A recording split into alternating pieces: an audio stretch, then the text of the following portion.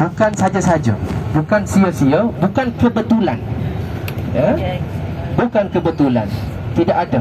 Sebab Al-Quran ini bila Allah kata kitabun anzalnahu ilaika mubarak, ya, kitab Al-Quran ini diturunkan kepada kamu, ilaika, penuh dengan mubarak. Apa maksud mubarak?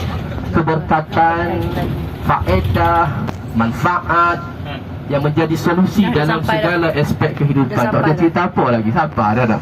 Ya. Lihat baru ayatihi wa kena buat. Baik.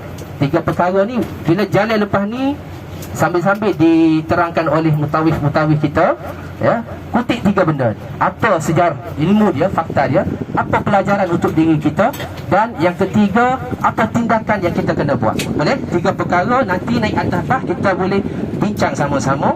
Mungkin saya dapat belajar sesuatu daripada adik kakak, tuan-tuan dan puan-puan. Boleh?